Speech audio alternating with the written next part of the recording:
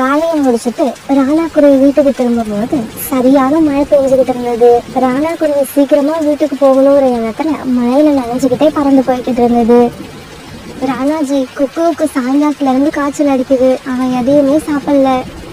சோனா, குக்குவுக்கு காய்ச்சலுக்கான மருந்தை கொடுத்தியா இல்லையா? ராணாஜி, காய்ச்சலுக்கான மருந்து நம்ம வீட்டுல இல்ல, அது எப்பவோ தீர்ந்துடுச்சு. சரி, அதனால ஒண்ணும் இல்ல. நான் இப்பவே கிளம்புறேன். வைத்தியரை பார்த்து காய்ச்சலுக்கான மருந்தை வாங்கிக்கிட்டு வரேன். அப்பா, இந்த மழையில நீங்க எங்கேயும் போக வேண்டாம், காலையில போய் வாங்கிக்கலாம். நீங்க என் பக்கத்திலேயே இருங்க. குக்கு இப்படி அழுதுகிட்டே சொன்னதை பார்த்த ராணா குருவி அழ ஆரம்பிச்சது. இந்த சமயத்துல பயங்கரமான சத்தத்தோட இடி வேற இடிச்சது. அப்பா அப்பா, நான் சொல்றதை கேளுங்கப்பா, நீங்க எங்கேயும் போக வேண்டாம், வீட்லயே இருங்க. குக்கு, அம்மா உன் கூட இருக்கிறப்ப நீ எதுக்காக பயப்படுற? கண்ணை மூடிக்கிட்டு பேசாம படுத்துரு, அப்பா சீக்கிரமா வந்துருவாரு. இப்படி சொன்ன ராணா குருவி பிறகு மழையில நனைஞ்சுக்கிட்டே வைத்தியர் வீட்டை நோக்கி பறந்து போச்சு. இப்படி பறந்து போய்கிட்டு இருந்த ராணா குருவிய ஒரு மரத்துல உட்கார்ந்து இருந்த கழுகு ஒண்ணு பாத்துருச்சு. இந்த ராத்திரியில இந்த குருவி எதுக்காக இங்க பறந்து வந்துகிட்டு இருக்கு? இப்படி தனியா ஒரு குருவி பறந்து வர்றது எனக்கு ஆச்சரியமா இருக்கு. கடவுள் நாம பசியா இருக்கிறத தெரிஞ்சுக்கிட்டு நமக்கான உணவை அனுப்பி இருக்காரு போல இருக்கு. இப்படி சொன்ன கழுகு பிறகு ராணா குருவியை நோக்கி பறந்து போச்சு. குருவி, என்ன மன்னிச்சிடு, எனக்கு பசி ரொம்ப அதிகமா இருக்கு. இங்க பாரு, என்னோட பையனுக்கு உடம்பு சரியில்லை, அவனுக்கு மருந்து வாங்கறதுக்காக போய்கிட்டு இருக்க. இதுக்கப்புறம் நீ உன் பையனை பத்தி எல்லாம் கவலைப்பட தேவையில்லை. ஏன்னா உயிரோட இருக்கிற வரைக்கும் தான் நம்ம மனசுல கவலை இருக்கும். உன்னை நான் கவலை இல்லாத இடத்துக்கு அனுப்பி வைக்கிறேன். தயவு செஞ்சு என்னை விட்டுடு. என் பையன் காய்ச்சலால அவதிப்பட்டுக்கிட்டு இருக்கான். அவனுக்கு நான் உடனே மருந்து வாங்கிக்கிட்டு போயாகணும். எல்லாருக்கும் அவங்கவுங்க கவலை தான் பெருசா இருக்கு. மற்றவங்களை பத்தி கவலைப்படுறதுக்கு நேரமே இல்லை. இப்படி சொன்ன அந்த கழுகு ராணா குருவி மேல பாய்ச்சி அதை தூக்கிட்டு பறந்து போக ஆரம்பிச்சது. இப்படி ராணா குருவியை தூக்கிட்டு போன அந்த கழுகு தன்னுடைய வீட்டுக்கு போனதும் ராணா குருவியை ஒரு இடத்துல கட்டி போட்டது. இந்த சத்தத்தை கேட்டு தூங்கிக்கிட்டு இருந்த கழுகோட பையனையும் எழுந்திரிச்சு உட்கார்ந்தா. அம்மா, இங்க என்ன நடந்துகிட்டு இருக்கு? இந்த குருவியை வேட்டையாடி கொண்டு வந்தீங்களா? ஆமாண்டா பீம், இந்த குருவியை தேடி நான் போகல, இந்த குருவி தான் என்ன தேடி வந்துச்சு. என்னோட கட்டை அவிழ்த்து விடுங்க, என்ன போக விடுங்க. பீம், இந்த குருவிய பாத்துக்க. நான் போய் எங்க அண்ணன் வீட்டுல இருந்து கொஞ்சம் விறகு எடுத்துக்கிட்டு வந்துடுறேன். நம்ம வீட்டுல உள்ள விறகெல்லாம் ஈரமா இருக்கு, அதை பத்த வச்சா நெருப்பு வராது, வெறும் புகை மட்டும்தான் வரும். ஏற்கனவே நான் தூக்கிக்கிட்டு வந்த ஒரு சின்ன பறவை மேல இறக்கப்பட்டு அவுத்து விட்ட மாதிரி இந்த குருவியும் தப்பிச்சு போக விட்டுடாத. இப்படி சொன்ன அந்த கழுகு தன்னோட அண்ணன் வீட்டை நோக்கி பறந்து போச்சு. இங்க பாரு தம்பி, என்னோட பையனுக்கும் உன் வயசுதான் இருக்கும். அவனுக்கு இப்ப காய்ச்சல் அடிக்குது. அவனுக்கு மருந்து வாங்க போய்கிட்டு இருந்தப்பதான் உங்க அம்மா என்ன தூக்கிக்கிட்டு வந்துட்டாங்க. அதுக்கு நான் என்ன பண்ண முடியும்? எங்க அம்மா வேற பசியில இருக்காங்க. இப்ப நான் உங்களை போக விட மாட்டேன். எங்க அம்மா என்ன அடிப்பாங்க. இங்க பாரு தம்பி, என்ன போக விடு. நான் போய் என்னோட பையனுக்கு மருந்து வாங்கி கொடுத்துட்டு கண்டிப்பா திரும்பி வந்துடுறேன். என்ன நம்பு, இது சத்தியம். எங்க அம்மா இத நம்ப மாட்டாங்க. நம்ம கிட்ட மாட்டின பறவைகளை தப்பிச்சு போக விடக்கூடாதுன்னு சொல்லிருக்காங்க. உங்க அம்மாவோட பசிய பத்தி மட்டுமே நீ யோசிக்கிற, என் பையனோட உயிரை பத்தி யோசிக்க மாட்டேங்கிற. இப்ப நான் மருந்து வாங்கிக்கிட்டு போகலன்னா என்னோட பையன் இறந்து போயிடுவான். ராணா குருவி இப்படி சொல்லிட்டு அழுததை பார்த்த பீமுக்கு மனசுல இறக்கம் வந்துடுச்சு. சரி, நான் உங்களை போக விடுறேன். தயவு செய்து ஆனா திரும்பி வந்துடுங்க. வரலன்னா எங்க அம்மா என்ன அடிப்பாங்க. இப்படி சொன்ன பீம் பிறகு ராணா குருவி கட்டி இருந்த கைத்தை அவுத்து விட்டான். நான் கண்டிப்பா திரும்பி வருவேன். நீ என் மேல வச்ச நம்பிக்கையை நான் காப்பாத்துவேன். இப்படி சொல்லிட்டு ராணா குருவி அந்த வீட்டை விட்டு பறந்து போச்சு. இப்படி கழுகோட வீட்டை விட்டு வெளியில பறந்து வந்த ராணா குருவி ரொம்பவும் வேகமா வைத்தியர் வீட்டை நோக்கி பறந்து போச்சு. இந்த சமயத்துல தன்னுடைய அண்ணன் வீட்டுல இருந்து விறகு வாங்கிட்டு வந்த கழுகு தன்னுடைய வீட்டுக்கு வந்து சேர்ந்துருச்சு. வீட்டுக்கு வந்த கழுகு ராணா குருவி இல்லாத பார்த்துட்டு அதிர்ச்சி ஆயிடுச்சு. டேய் பீம், இங்க கட்டி கிடந்த குருவியை எங்க காணோம்? அதை யாரு அவுத்து விட்டது? கழுகு இப்படி கேட்ட கேள்விக்கு பீம் எந்த பதிலும் சொல்லாம மௌனமா இருந்தான். டேய் பீம், நான் ஒன்னதாண்டா கேக்குறேன், நீ ஏன் இப்படி எந்த பதிலும் சொல்லாம உட்கார்ந்துருக்க? அம்மா, அந்த குருவி சீக்கிரமா திரும்பி வந்துடும்.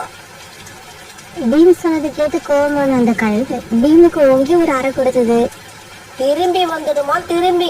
அந்த குருவி திரும்பி வர்றதுக்கு அது ஒன்ன மாதிரி முட்டாள் கிடையாது. இந்த மழையில எவ்வளவு கஷ்டப்பட்டு இந்த குருவியை பிடிச்சுக்கிட்டு வந்த, ஆனா நீ ரொம்ப ஈஸியா அதை தப்பிச்சு போக விட்டுட்ட. அந்த குருவியோட பையனுக்கு உடம்பு சரியில்லையா, அவங்க அப்பாவை நாம இங்க அடைச்சு வச்சுட்டா அவனுக்கு யாரு போய் மருந்து வாங்கிட்டு வந்து கொடுப்பா? டேய், இதுக்கு மேல ஏதாவது பேசன இன்னும் என்கிட்ட அடி வாங்குவ. நான் இங்க கொலை பசியில இருக்க, என்கிட்ட போய் பாவத்தை பத்தி பேசிக்கிட்டு இருக்க. நம்ம வீட்டுக்கு வெளியில செத்து போன எலி 2 கிடந்துச்சு, அதுல ஒன்னதான் நான் சாப்பிட்டேன். வேணும்னா நீங்க போய் ஒன்னு எடுத்து சாப்பிடுங்க. இந்த சமயத்துல ராணா குருவி வைத்தியர் வீட்டுக்கு போய் சேர்ந்திருந்துச்சு. வைத்தியரே, என்னோட பையனுக்கு காய்ச்சல் அடிக்குது, அவனை நீங்க தான் காப்பாத்தணும். இங்க பாரு ராணா, காய்ச்சலுக்கான மருந்தும் ஜலதோஷத்துக்கான மருந்தும் எப்பவும் எல்லா வீட்லயும் இருக்கணும். இப்படி சொன்ன வைத்தியர் பிறகு காய்ச்சலுக்கான மருந்து எடுத்து கொடுத்தாரு. இந்த மருந்தை எடுத்துக்கிட்டு போய் இப்ப 4 சொட்டு, நாளைக்கு காலையில 4 சொட்டு அவனுக்கு கொடு.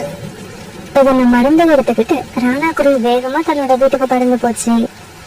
சோனா குருவி மருந்து வாங்க போட தன்னுடைய கணவரை எதிர்பார்த்து ஜன்னல்ல உட்கார்ந்து தன்னோட கணவர் வரதை பார்த்த சோனா குருவி உடனே தாவி போய் குக்கு கிட்ட உட்காந்துச்சு. குக்கு, அழாத, இதோ அப்பா வந்துட்டாங்க. சோனா, இந்த மருந்தை எடுத்து குக்குவுக்கு கொடு. இதே மாதிரி நாளைக்கு காலையிலயும் ஒரு வேலை கொடுக்கணும். சோனா குருவி அந்த மருந்தை எடுத்து குக்குவோட வாயில 3 சொட்டு விட்டுச்சு. மருந்து சாப்பிட்ட கொஞ்ச நேரத்துல குக்கு கண்ணை மூடி தூங்க ஆரம்பிச்சான். மறுநாள் பொழுது விடிஞ்சிச்சு. மறுநாள் பொழுது விடிகிற நேரத்துல மழையும் சுத்தமா விட்டு இருந்துச்சு. ஆனா ராத்திரி பூரா கண் வச்சதால சோனா குருவியும் ராணா குருவியும் அசந்து தூங்கிட்டு இருந்தாங்க. குக்குவோட உடல்நிலை இப்ப சரியா இருந்துச்சு. அதனால அவன் கண் வச்சு எழுந்திரிச்சு உட்கார்ந்தான். அம்மா அம்மா, எனக்கு காய்ச்சல் போயிடுச்சு, நான் இப்ப சரியாயிட்டேன். தன்னோட குழந்தை குரலை கேட்டதும் சோனா குருவி கண் வச்சு எழுந்திரிச்சிச்சு. ராணாஜி, எழுந்திரிங்க, குக்குவை பாருங்க, எழுந்திரிச்சு உட்காந்துட்டான். சோனா குருவி இப்படி சத்தமா சொல்ல அதை கேட்ட ராணா குருவி எழுந்திரிச்சு உட்காந்துச்சு. அப்பா, என்னால நீங்களும் அம்மாவும் ரொம்ப கஷ்டப்பட்டுட்டீங்க. அதெல்லாம் இருக்கட்டும் குக்கு, நீ 2 நாளைக்கு வெளியில எங்கேயும் போக கூடாது, வீட்டுல தான் இருக்கணும். ராணா குருவிக்கு இப்பதான் கழுகு வீட்டுக்கு போகணுங்கிற விஷயம் ஞாபகத்துக்கு வந்துச்சு. ராணா குருவிக்கு இந்த விஷயத்த சோனா குருவி கிட்ட சொல்லணும் போல இருந்துச்சு. அப்படி சொன்னா சோனா குருவி தன்னை வெளியில போக விடாது அப்படின்னு நினைச்ச ராணா குருவி இப்படி பேச ஆரம்பிச்சது. சோனா, நான் ஒரு வேலையா வெளியில போக வேண்டியிருக்கு. நம்ம பையனை நீ பத்திரமா பாத்துக்க. ஒரு வேளை நான் திரும்பி வரலன்னா கூட நீ தான் அவனுக்கு அப்பாவா இருந்து அவனை சந்தோஷமா வச்சுக்கணும். இதை கேட்டுட்டு சோனா குருவி அழ ஆரம்பிச்சது. ராணாஜி, என்ன பேச்சு இது? ஏன் இப்படி எல்லாம் பேசுறீங்க? நீங்க எங்க போறீங்க? என்கிட்ட உண்மையை சொல்லுங்க.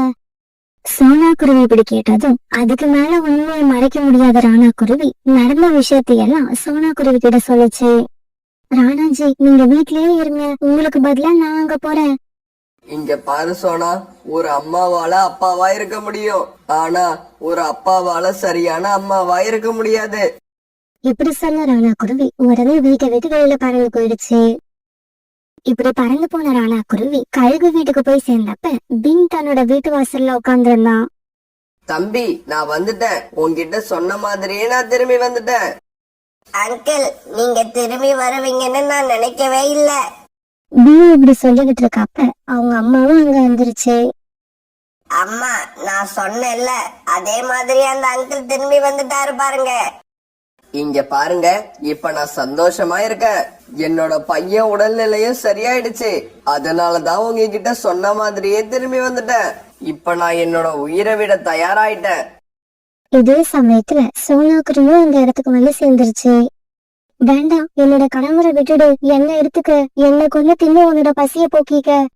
சோனா, உன்னை யார் இங்க வர சொன்னது? நீ வீட்டுக்கு போ, நீ போய் குக்குவை கவனிச்சுக்கோ. ராணா குருவியும் சோனா குருவியும் இப்படி ஒருத்தர் உயிரை இன்னொருத்தர் காப்பாற்ற முயற்சி பண்றதை பார்த்த அந்த கழுகோட கண்கள்ல கண்ணீர் வந்துச்சு. குருவிகளே, உங்க சண்டைய முதல்ல நிறுத்துங்க. நீங்க நினைக்கிற அளவுக்கு எனக்கு ஒன்னும் கல்லு மனசு கிடையாது. நீங்க 2 பேருமே இங்க இருந்து போயிடுங்க. உங்க குழந்தை கூட சந்தோஷமா வாழுங்க. அங்கிள், இன்னும் ஏன் இங்க நிக்கிறீங்க? அதான் எங்க அம்மா சொல்லிட்டாங்கல்ல, உடனே இங்க இருந்து கிளம்பி போங்க. பிறகு ராணா குருவியும் சோனா குருவியும் அங்க இருந்து சந்தோஷமா தன்னோட வீட்டுக்கு பறந்து போனாங்க. அம்மா உங்களுக்கு பசிக்குதா? ஆமாண்டா பீம், எனக்கு பசிக்குது. எங்கேயோ எலி ஒண்ணு செத்து கிடக்குதுன்னு சொன்னல, அதை எடுத்துக்கிட்டு வீட்டுக்குள்ள வா. அம்மா இப்படி சொன்னதை கேட்டுட்டு பீம் சந்தோஷமா சிரிக்க ஆரம்பிச்சான்.